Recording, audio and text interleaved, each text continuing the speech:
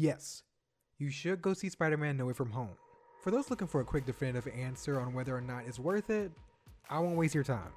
Go see it as soon as you're able to. Not just for the hype, not just because your friends are seeing it, not just because you like Tom Holland. It's a genuinely good, well-progressed movie.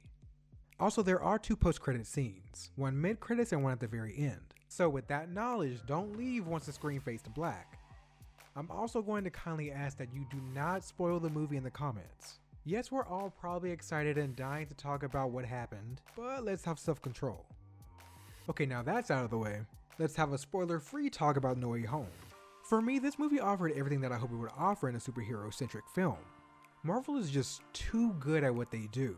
And I've learned years ago to not underestimate them for what they're capable of, and after watching their latest installment to the MCU, I do not see them letting off the gas anytime soon. It really is something that you have to go and experience for yourself. But diving into this review, I genuinely loved every moment of this movie. It's always interesting to see how they're going to balance Peter's character in particular because he's still a teenager dealing with some serious shit. And especially with this film, he is under some insane pressure.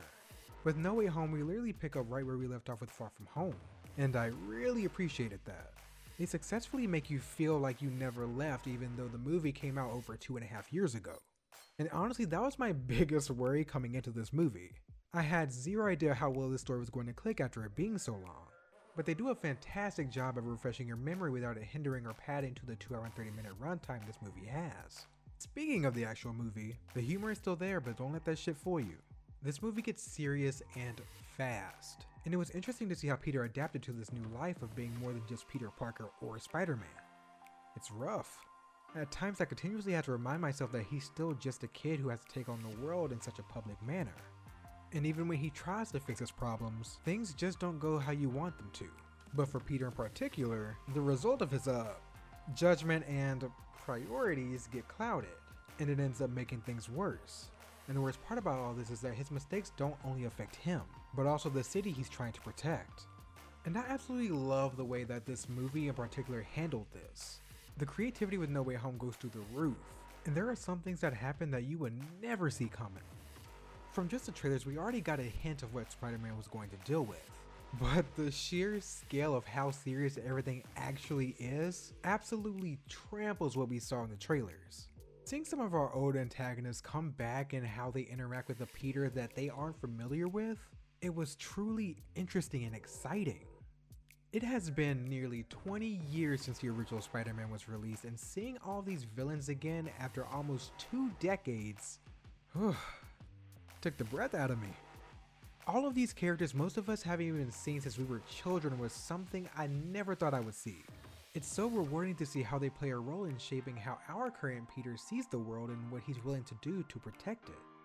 And speaking purely on emotion here, I could barely contain myself during this entire movie. I laughed, I cried, then laughed some more, then got angry, and then excited. It was a whole thing. To say the least, I was a mess. And by the end, I was so mentally exhausted that even thinking straight proved to be a challenge.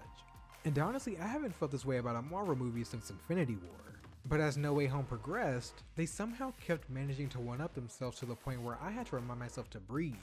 It's already difficult trying to make a movie serious when your main character is one of the most humorous and lighthearted of the Avengers. And even though this might be the case, that did not stop this movie from getting dark when it needed to be. And they proved that even when it's fun, they can quickly and successfully flip the script and silence an entire applauding theater in a matter of seconds. And I've gotta say, hats off to them for knowing when to get serious and when to make us smile.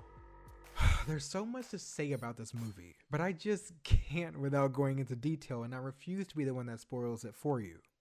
Also, I don't want this to be a long video, so I'll just leave you with this. Enjoy the movie, don't forget about the 2 post-credit scenes, and don't spoil the movie for others after you see it. But anyways, thanks for watching, and I will see you next time. Subscribe.